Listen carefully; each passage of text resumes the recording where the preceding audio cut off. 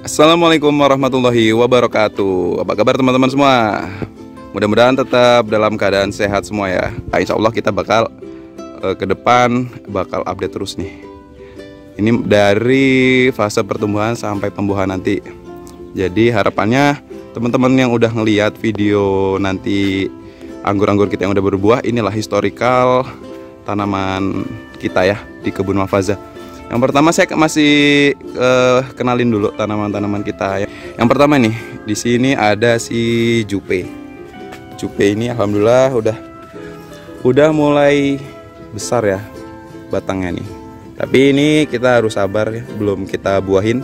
Nunggu lebih besar lagi nih. Kira-kira cukup nih buat ngangkat tersier sebanyak ini si Jupe-nya. Nah, ini si Jupe.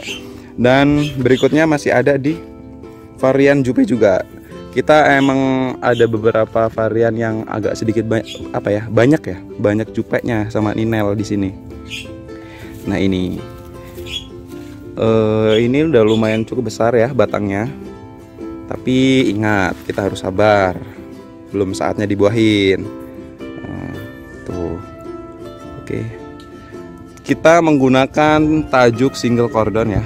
Nah ini batang primer, ini sekunder terusan ya, dari batang primer kita belokkan. Habis itu kira-kira jaraknya 2 meter ya. Minimal bagusnya itu untuk pembuahan pertama 1,5 meter sampai 2 meter. Nah ini untuk cabang tersier kita menggunakan dari tunas air. Nah bukan dari bat ya, ini dari tunas air. Nah ini kita melakukannya kita menggunakan metode Excel brick. Nah di sini nih, ini cabang tersiernya si Jupe. Ini udah kita Excel brick nih. Nah di sini kita hentikan supaya harapannya yang lain ke bagian nutrisinya nih, yang masih belum cukup nih. Nah ini Jupe. Semua gitu sistemnya yang ada di kebun Mahfazah. Nah Jupe yang ketiga ini ada Ninel. Nah ini Ninel. Ini mungkin dulu harusnya tunas air nggak saya buang. Nah jadi untuk penanaman berikutnya tunas air di batang primer nggak saya buang. Tujuannya apa? Yang pertama misalkan bisa tuh kalau misalkan ada teman yang main, kita bisa kasih entres dari tunas air yang ada di primer. Terus fungsi lain juga pastinya untuk membesarkan batang-batang di tanaman kita nih. Coba kita bandingkan di sekunder yang ada tunas airnya dengan yang di primer, pasti lebih besar yang di sekunder nih. Ini lebih bulat, ini agak sedikit gepeng sih ya kan. Nah ini si Ninel kita. Terus yang ini ada set. Nah ini dulu sambung cutting, sekarang pertumbuhannya jauh kalah nih si cuttingnya nih, besarnya ini kecil banget. Nah ini udah lumayan besar nih, tapi belum proses pembuahan ya. Hampir sama sih ya, ini tajuknya hampir sama semua, sama yang sini Everest. Dan hari ini hari yang sangat spesial sekali ya, khusus buat saya dari kebun Mahfazah. Ini kita kedatangan tamu. Tamu ini spesial banget, sekarang lagi booming nih di khususnya di pengangguran.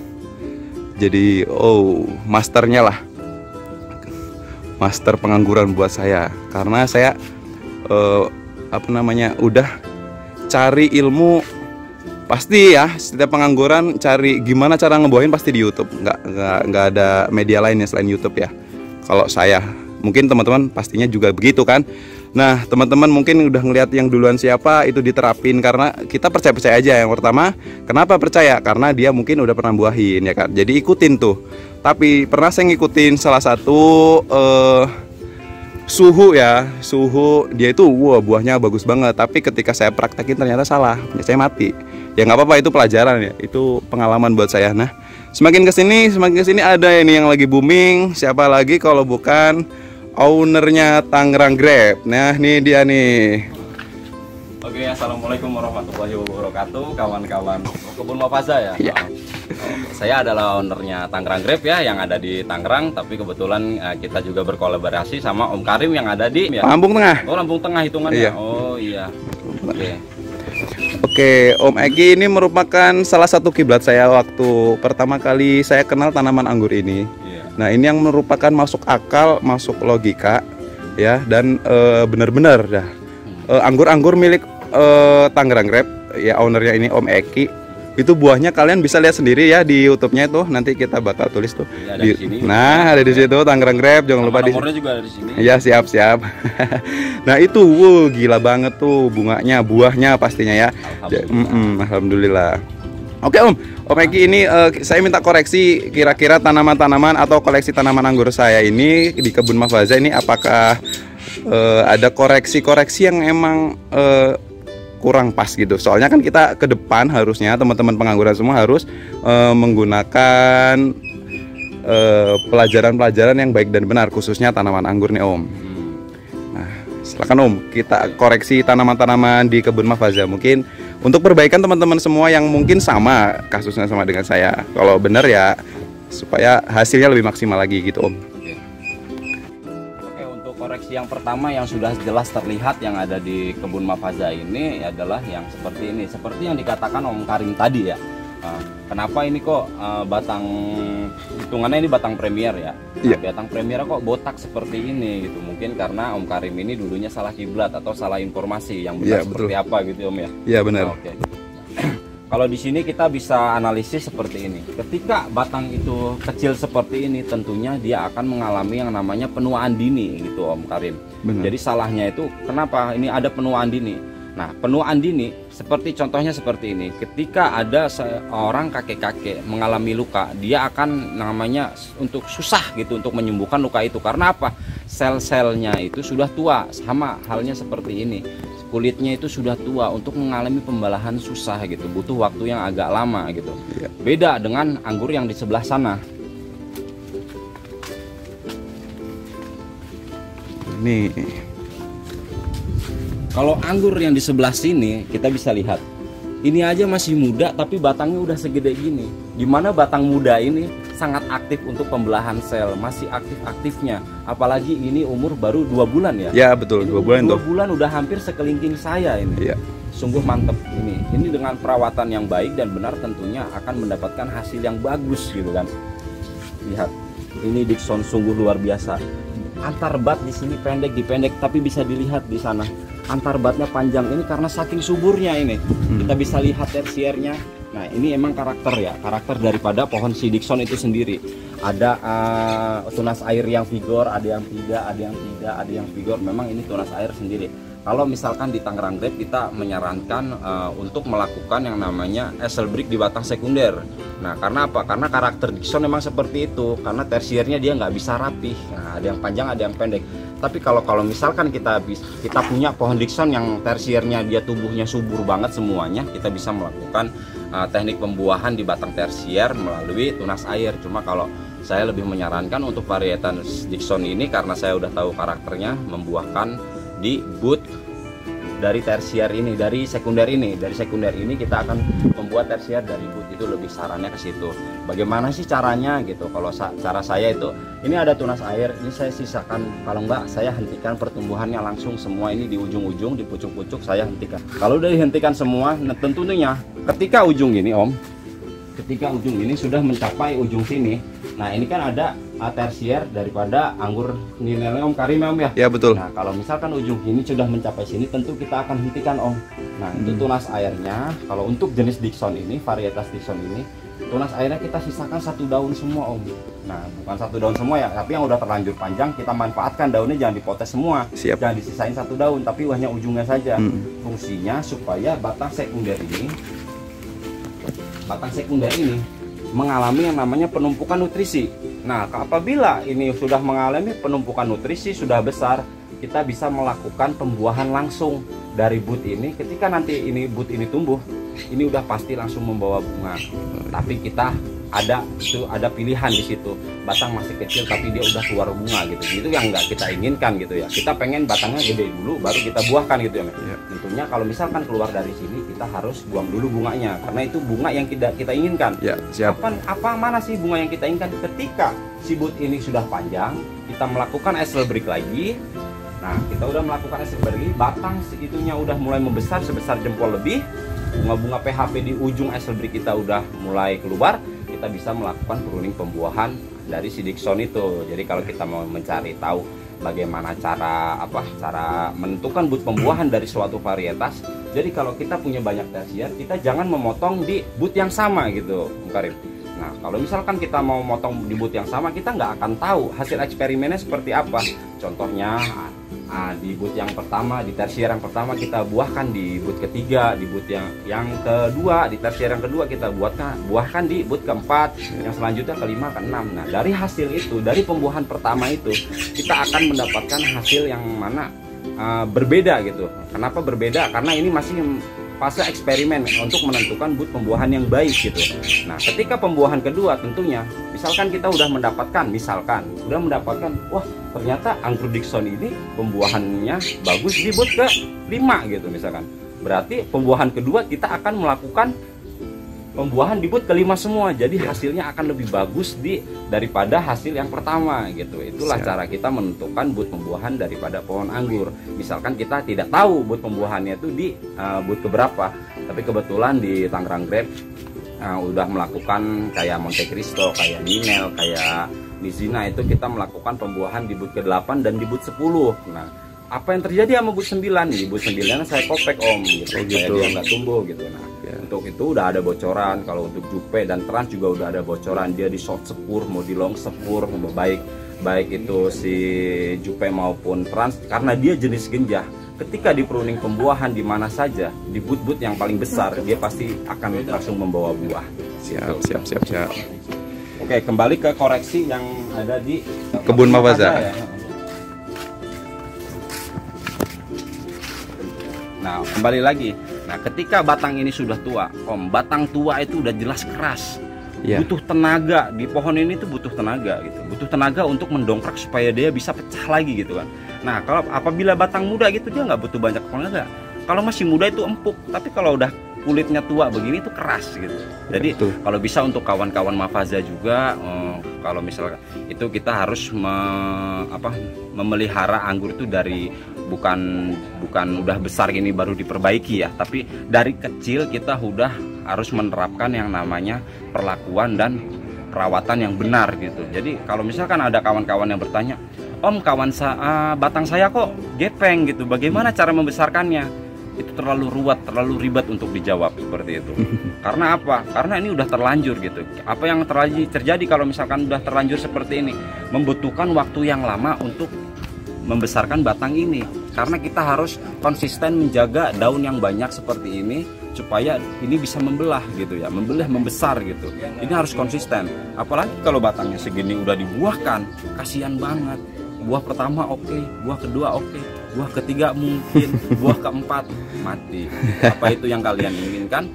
Di Jepang saja, kalau di Jepang itu batang anggur tuh bisa segede paha manusia, bahkan segede pohon kelapa gitu ya. Batangnya bukan tingginya ya. Ya, kita juga pasti bisa gitu. Kita itu di Indonesia tuh punya iklim yang namanya iklim tropis, Om. Begitu. Nah, iklim tropis itu iklim yang sangat bagus untuk tumbuhan, tapi kita harus tahu caranya gitu.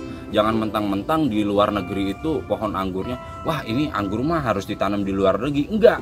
Kalau kita tahu caranya, tahu anatominya, kita bisa membuahkan itu lebih bagus daripada di luar negeri. Asal tahu caranya gitu. Iya. Oke, untuk koreksi yang kedua. Di sini saya lihat Om Karim ini membuat bibit, di mana bibitnya itu langsung disambung sisip ya Om Karim ya? Iya betul. Oke.